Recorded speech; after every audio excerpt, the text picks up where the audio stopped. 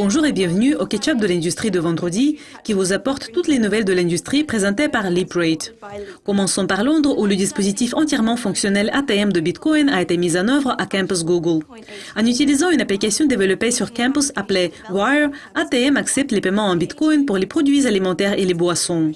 La machine est gérée par BitBuddy qui effectue des transactions dans les deux sens entre les monnaies fiduciaires et le Bitcoin prenant ses prix de la bourse Bitstamp.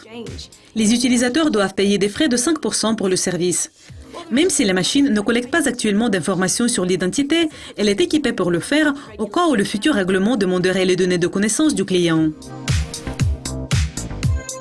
Les volumes quotidiens moyens de IBS se sont élevés à 129,9 milliards de dollars en octobre 2014, ayant progressé de 10% par rapport à 117,9 milliards de dollars enregistrés en septembre. Les volumes quotidiens moyens du mois de septembre ont montré pour la première fois que l'entreprise avait rapporté le chiffre de volume d'échange quotidien moyen qui a dépassé 100 milliards de dollars depuis plus d'un an.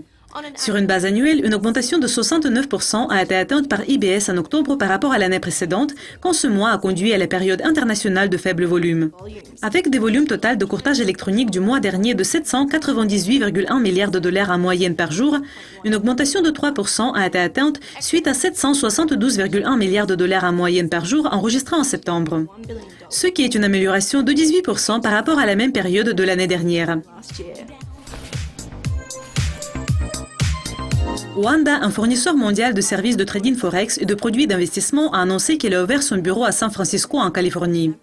Le chef du personnel, Natasha Lala, a dit à propos de ce pas: quand Oanda a ouvert son premier bureau à Toronto, notre objectif était d'utiliser notre expertise technologique collective pour transformer le marché d'échange, pour créer un marché équitable et transparent et pour fournir aux traders individuels l'accès au marché. Aujourd'hui, comme nous ouvrons nos portes à San Francisco, notre objectif est presque le même. Mais comme nous rendons nos meilleures plateformes FX Trade et FX Trade Mobile plus intelligentes et plus rapides, nous nous concentrons également sur la façon comment nous pouvons transformer même plus l'industrie de l'investissement de détail.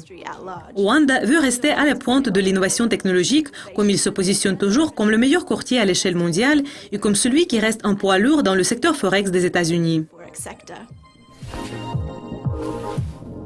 La National Futures Association a annoncé que suite à une plainte contre le conseiller en matière de négoce des matières premières Prime Algo, on a pris une décision de résilier leur adhésion à la NFA et interdire à la société de mener ses activités aux États-Unis.